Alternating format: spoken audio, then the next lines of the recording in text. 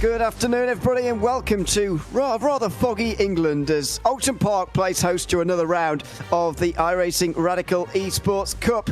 It is round 8, if you can believe it, here of Season 2 in 2025. And we've taken even the chicanes out to bring the speed to Oulton Park up in the northwest of England. It's myself, Ian O'Leary, and Ron Miles alongside you for this RaceSpotTV broadcast here this afternoon, bringing you all the action from another round of the Radical E Cup. Good to be back alongside you, Ron, for this circuit. What a circuit it is as well. The chicanes shown on this layout not going to be utilised in this particular event. It makes it a very, very fast race circuit indeed as you come around the Cheshire countryside.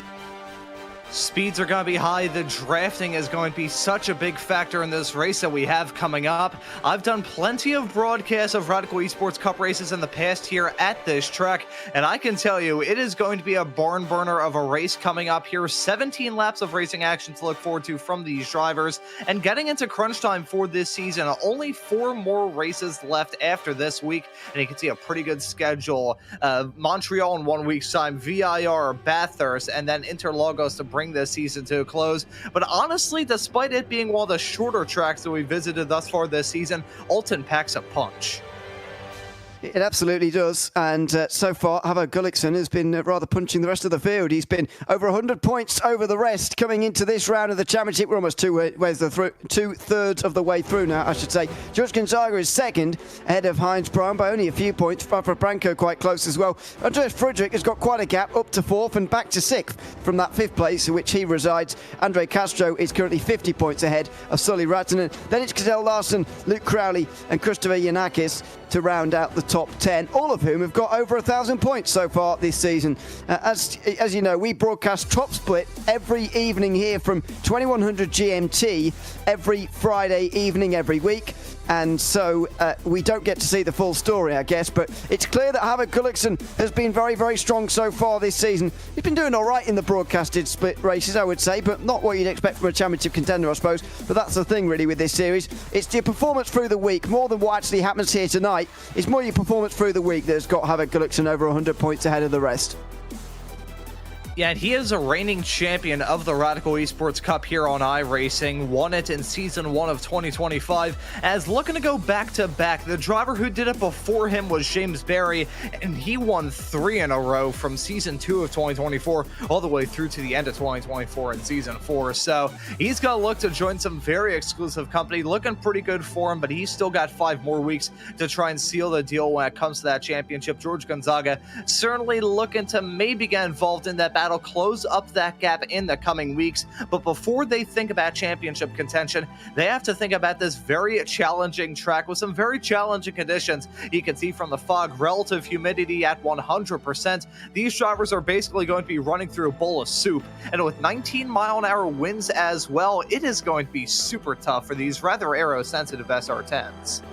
Yeah, that is quite strong wind in all fairness. So we will we'll keep an eye on that over the course of the day as we go racing around here at Oulton Park. It is an early morning race, as most of them have been this season. It's 8:05 in the morning here in Sim. 67 degrees Fahrenheit, by the way, is about 20 degrees Celsius for those of you at other parts of the world other than America, which use the right units. So 20 degrees Celsius-ish on the circuit here, maybe 21 or so on the circuit here for this race. As always, as I say, we broadcast Top Split here every week on a Friday evening, 2100 GMT, and qualifying is just about underway, although to be fair, most of the drivers will have done their lap times right now. As you mentioned, it's a short lap around here, Ron, and very, very high speed as well. Although I was kind of, and you'll know more about this than me, a lot more, I was surprised he's talking so much about the slipstream. Normally, Oulton Park is known as the difficult circuit to overtake, the difficult one to race on, but that's seemingly not the case in these cars. Oh, in these SR10s, I've been in some of these races, and I can assure you that it is an absolute hornet's nest. Coming at turn number 5 of Shell Oil's corner, through that back straightaway, through turn number 6, skipping out on those chicanes and heading off into Knickerbrook of turn number 7. You are absolutely hauling the mail. I was just following Dennis Girakopoulos not terribly long ago. He was going about 160 miles an hour at the end of this back straightaway, and it's pretty long. It's long enough for these drivers to have have that game of leapfrog, but when you go for a move, you have to go for it with absolute, pure, unbridled bravery, with no hesitation in your mind. If you're slightly hesitant in going for a move heading off through that very challenging right-hander, you're going to end up with yourself and your competitor both taking a one-way trip into that outside tire barrier. It's a quick track, this. It's going to be a slipstream fest in these SR10s, but if you take one step wrong, you're going to have a very rough ride into the wall. And it very much fits into the season that we've been having really since round 3, to be honest. In the last few weeks, I'll just list them off for you in case you've not been here. Mosport, Suzuka, Mugello, Road Atlanta, Phillip Island, Oulton Park. That is a number of very twisty circuits indeed, all back to back to back over the course of the last 6 weeks. That's going to change for the final few weeks as we go to Montreal, VIR and Mount Panorama, where the speeds will be a bit higher before our championship finale at Interlagos, which I think should be almost mandatory for every series, to be honest with you. It's going to be a fantastic final week, as it always is at Interlagos. There is one of the drivers who'll be hoping to win the title as well. George Gonzaga comes into today second place in the points. He's 108 behind Gullickson, but with 5 weeks to go, you'd say it is still possible for him to regain some of that margin. We're not going to really compare the two here tonight because he's the only one out of the top 2 in the championship here tonight. Now, George Gonzaga yet to grab a win thus far this season in those 2100 GMT broadcasted races like this one here tonight. Harvard Gullickson did a couple of weeks ago, but Gonzaga is yet to do so. He's going to try and get the championship on consistency and consistency alone. And considering that these races can be a bit attrition-packed, being consistent and being up towards the front and not even just being flashy can usually be what helps you win a championship. Let's have a look at who's put themselves up towards the front then in this race here at Oulton Park. It's Andreas Friedrich, who's 5th in the championship, but on the pole here tonight ahead of Luke Crowley, who's done a brilliant qualifying to get up into 2nd. Lucas Rice is in 3rd, someone we've not seen too much of so far this season. Lasse Sorensen's alongside him. Rafa Branco and James Barry share row 3. George Gonzaga and Dennis Kirikopoulos, the teammates, are on row 4 ahead of Nikos Handke and Leon Hernandez. It's Maren Iani and Gordon Haag who are on row 6. Christopher Travain and Rudolf Nagel are next ahead of Chris Betts and Cadell Larson. By the way, Travain, Larson and Nagel to be in the 3 out the bottom 4 is a bit of a surprise from that starting grid, I must say. Yeah, it is a bit of a shock. Those teammates are usually very quick in these races, maybe struggling with the weather conditions, maybe struggling with this track. Oulton Park is a menace with 12 turns in all, super tough to try and nail down, and that runoff into turn number 1 is going to be super tough as well at the very beginning of this race, but let's get rolling for the 8th round of this championship. Absolutely looking forward to it. It is another round of the iRacing Radical Esports Cup. This time from Oulton Park. We've stripped out the chicanes, we've upped the speed, and my goodness, this is going to be a fast and furious event here in round 8 of season 2. On the front, getting ready to go. The lights are on, and in a moment they'll be out. Here we go. Finally, the starting sequence will now begin. And Andreas Friedrich will look to launch off that line and leading towards turn number 1, just as he has led throughout qualifying. The green flag waves and we're underway at Oulton Park. It's a great launch from Friedrich, who takes the lead in towards turn number 1. Side by side in the midfield, they're almost teammates hitting each other around where Gonzaga was, and there has been contact in the background meanwhile. Smoke in the background, it's not just the mist you can see in the distance. It is a spun race driver by the looks of things. Brew turn 1 for the leaders, though. It's a clean start as they come down the straight in towards turn 4 and Island Bend for the first time. And it was Harvard Gullickson, the reigning champion and your championship leader as it stands presently in the Radical Esports Cup, getting taken out in that turn 1 incident. I believe he's still out there on the racetrack, but a big setback for the driver into this race with a comfortable championship lead. Here's the big straight. That's coming out of turn 5 all the way towards Knickerbrook, which is now a fast right-hander. Have a look at this as they go side. Oh, and contact! There looks like there's been contact here for second, and Lasse Sorensen's off the road. It's a hugely high-speed corner, and somehow Lasse Sorensen's ended up off the road here. He's ended up off the road on his own, though. He's not collected anybody else. That was massive at the highest speed corner on this circuit. And that could have ended an absolute disaster. The fact that didn't turn into a glorified round of bowling hang down into turn number 7 is an absolute pure miracle. Lasse Sorensen, he's not going to be happy about that one bit. May need to load up replay in the not too far off future to see the terrible start that both Lasse Sorensen and Harvard Gullikson had in all of this. Here's a moment with Gullikson hanging into turn number 1. He came to blows. Oh, just a tiny bit of contact sent him around, and that put him to the back end of the field. I think with Caruso as well, who went around. Now, this is Sorensen's one. This is, I'm very interested to see this. He just tries to, was he hit there maybe? And my goodness, the fact he hasn't collected anybody there is astonishing. He's gone back to the pit lane, by the way, and that should be the end of his day. But that's a miracle, really, for everybody else that Sorensen missed everybody. Meanwhile, Luke Crowley's missing. Well, he's down to 4th anyway. Lucas Rice gets past, and so does Rafa Blanco. It's a 1 second advantage, though, for Andres Friedrich. And Blanco, look at him there, flashing the lights. Lucas Rice, get in line, focus, and try and catch the leader here. And trying to find any way in the book to make some moves on your competitors. I think Luke Crowley has had a moment in the number 19 car, possibly heading off through turn number 7. So it looks like that turn claiming another victim 2 laps in a row. Crowley dropping down to P14, and it looks like he's going to lose out on some more spots in the not too far off future. This is battle for second looking to flare up as Andres Friedrich looking to try and break away, as we've seen already in this race. As much as you do want to go side by side and can go side by side, it can occasionally end in an absolute disaster, as that's Kettle Larson taking a one-way trip into the gravel trap, heading down into turn number 5.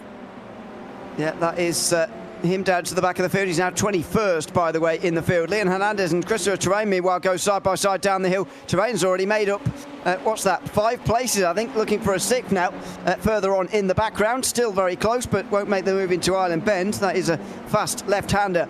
Lucas Rice has done the work, though, to get Friedrich back into line here, and he's only 5/10 of a second up the road. The slipstream has not yet been broken, even though Crowley has dropped through the field here and caused some small gaps to open. He's not broken the slipstream anywhere. Lucas Rice is right in that again now, and Rafa Blanco is there as well. James Parry and George Gonzaga not that far away.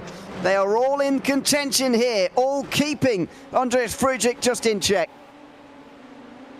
And not letting that driver of the number 3 car get away, not even letting him have a moment of reprieve around this racetrack. You can see these drivers sliding, coming out of the corners. The elevation change around this track is rather massive as well. And I hope you don't take offense to this being a Brit on this broadcast, but it feels like there's 2 distinct kinds of British racetracks. You have the ones built on old RAF bases, which are rather flat. You look at tracks like Silverstone or Thruxton, for instance, but then you have tracks like this. You also have ones like Brands Hatch and not Snetterton, but I'm trying to think of the other track. Cadwell Park was the one that was trying to pop into my mind. It just slipped off my tongue as it came to me.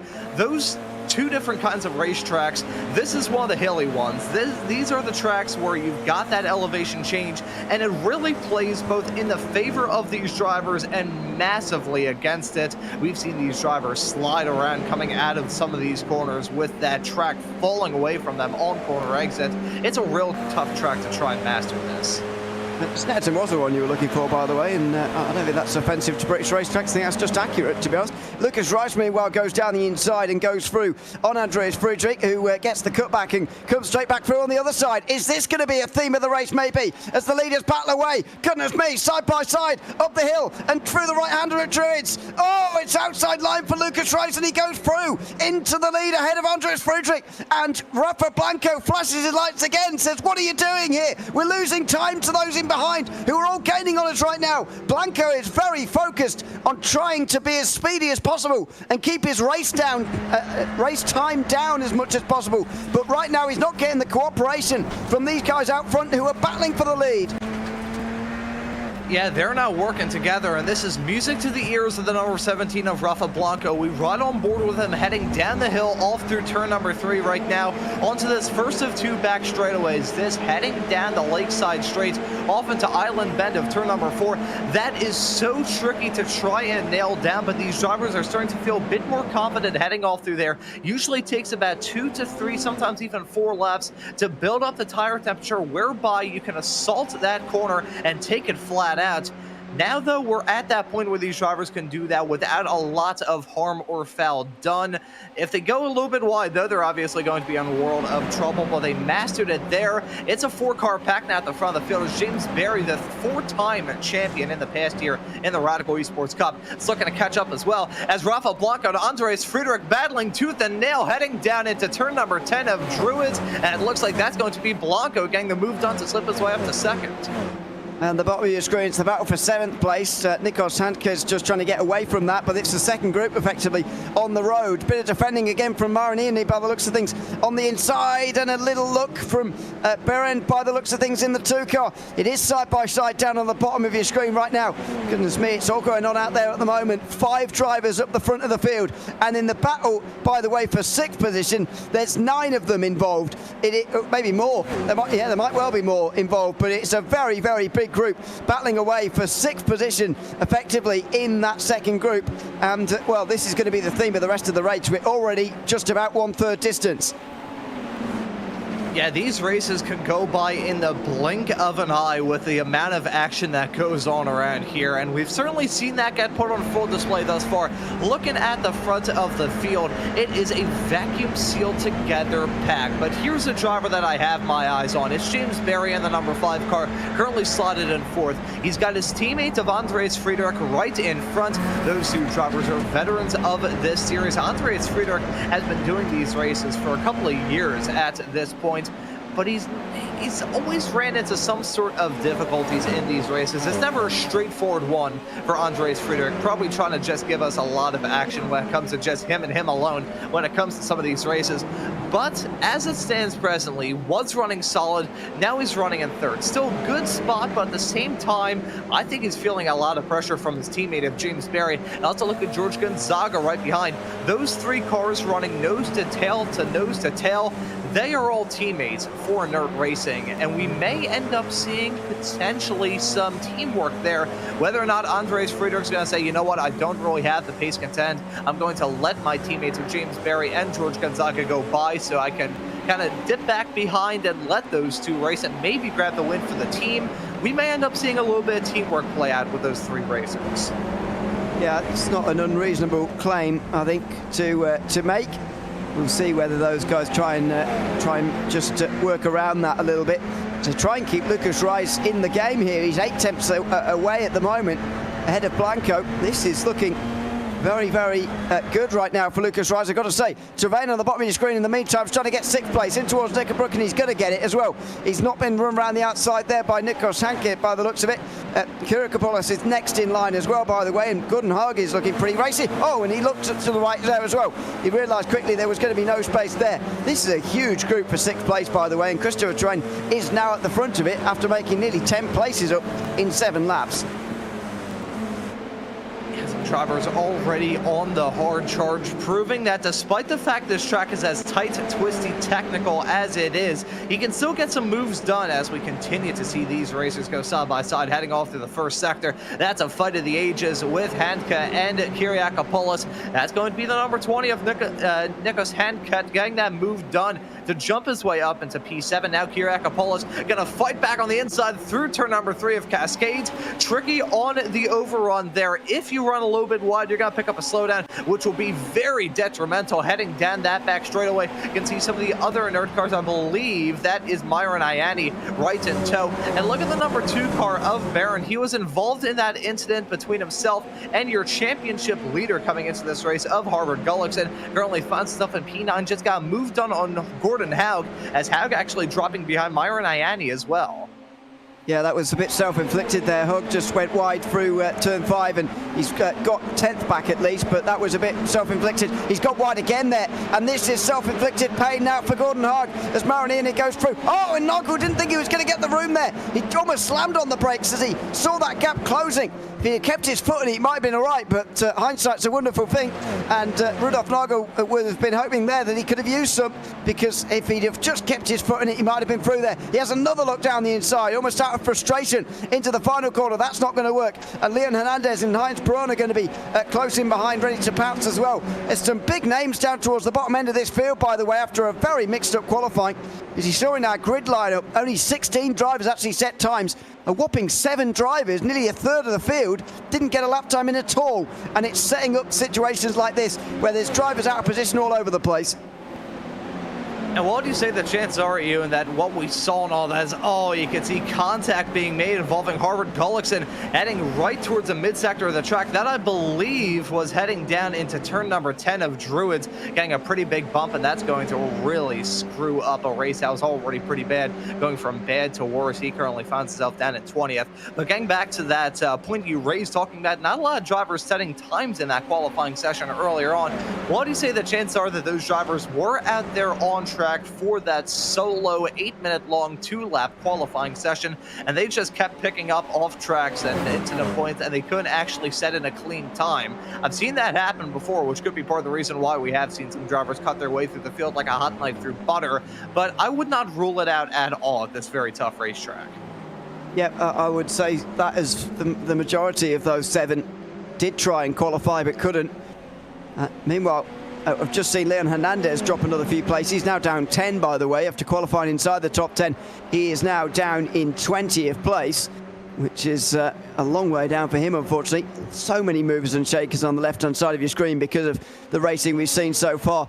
In the meantime, George Gonzaga has just been dropped from this front group now. Just doesn't look like he's got the speed, really, to stay with the front drivers. Blanco, Friedrich and Barry trying to chase Lucas Rise at the moment, but that 6 car, for now, looks like it's got the speed here, and if he can keep them at this arm's distance, if you like, then, well, he might well just keep this margin all the way to the very end. It's looking good for a lot of drivers up and down this field. I gotta say, when it comes to these races at Alton Park, you can never really nail down who the winner is going to be until basically the second half of the final lap. You can't even say just the final lap. It can change with a blink of an eye. With these drivers still vacuum sealed together, one small little mistake around this track could be a detriment, and these track conditions are tough. I said this right towards the top end of this show that the wind was howling. It's still pretty high at about 18 miles an hour. Not as quick as these race cars, but I think if the wind was going at about 150 miles an hour, we'd probably have some bigger issues on our hands than just handling. Track temperature is currently about 69 degrees with relative humidity still in 100% territory, so it's real tough for these tires. This track, it's not wet. These cars do not have rain compatibility.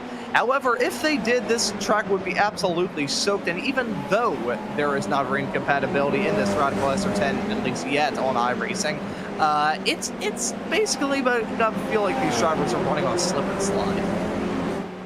Yeah, still not quite available for these cars, and the conditions actually haven't fluctuated very much at all so far this season, and will continue not to, really, in terms of track conditions. Side by side, oh, meanwhile, between the teammates for third, that's cost them a lot of time. Friedrich and Barry there fighting over third place, and you can understand that, but, well, they have lost a second in doing so. Have we just seen the podium settled there as James Barry gets ahead of Andreas Friedrich, and Blanco and Rise as a result get 1 second margins each? If it is the podium settled for James Barry, that would be a very promising result for him, despite the fact he won 3 championships in a row from Season 2 of 2024 through to Season 4.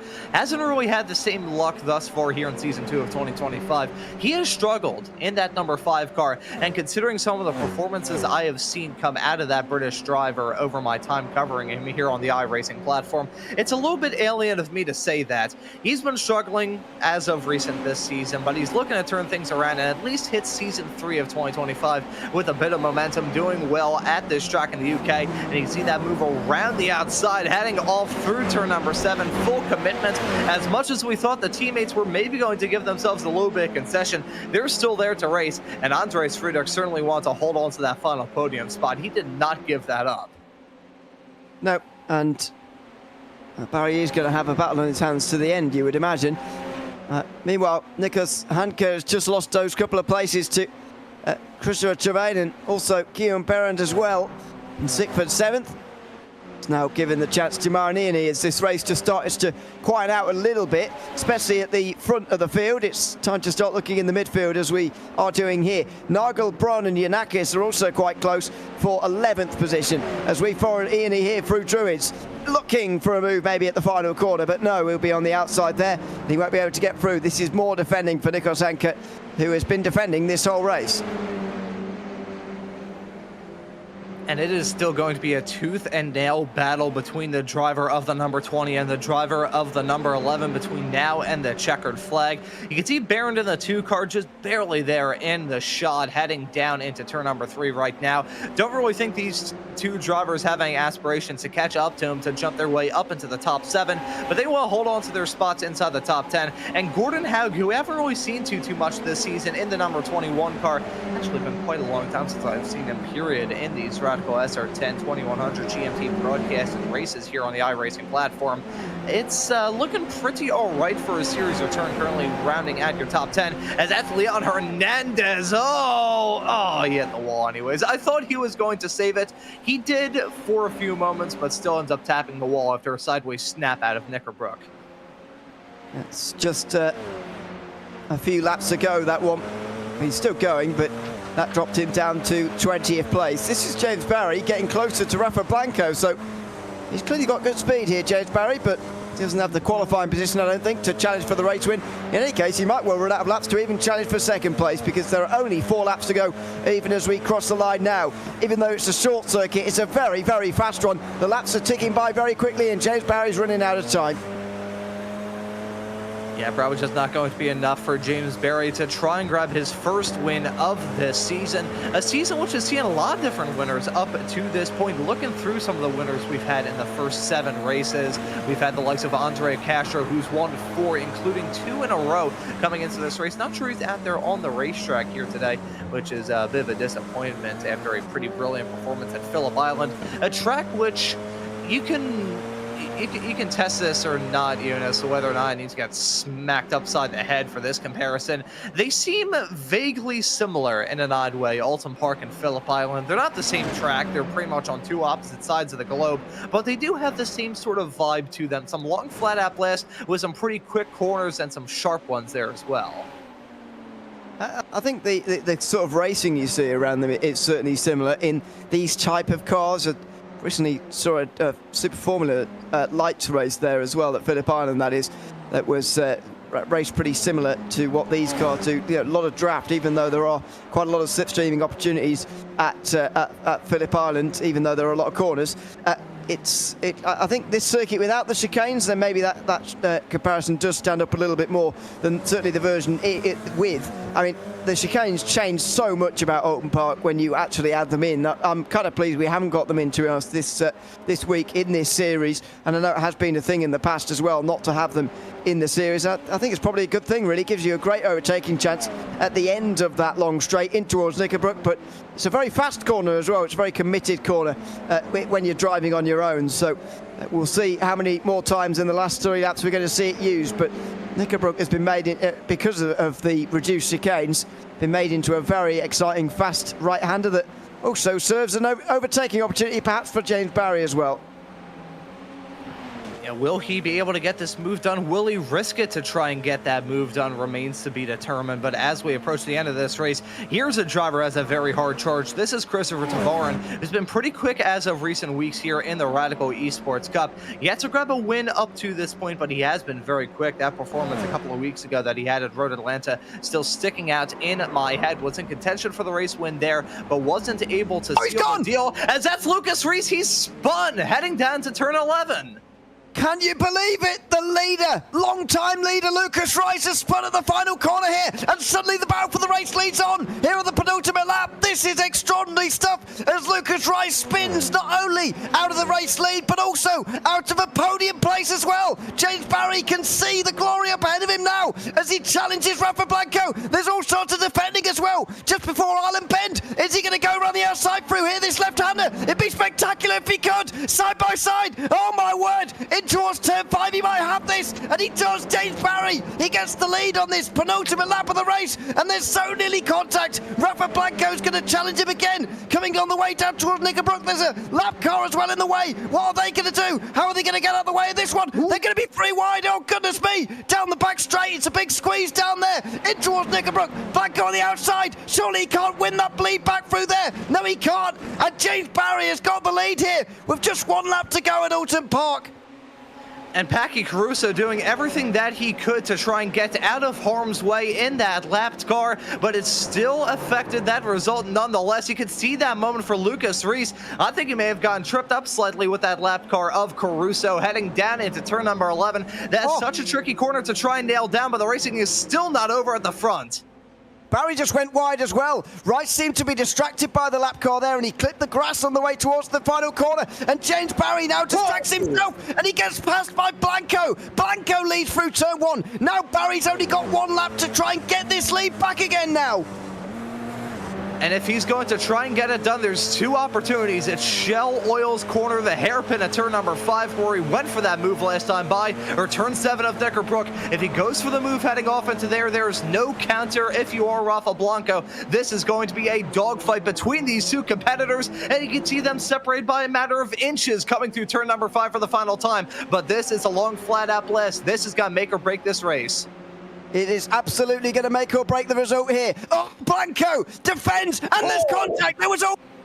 These 2 at each other's throats now on the way towards Knickerbrook. It's Barry on the outside line. Is he going to get the space here? He won't. And he's going to have to do it somewhere special here in the final couple of corners. There's still draft to be had, though. Don't forget. In towards Druids, maybe. Not here. Is there going to be any space at the final corner, maybe, for James Barry? He's got a better line. Blanco goes a bit wide.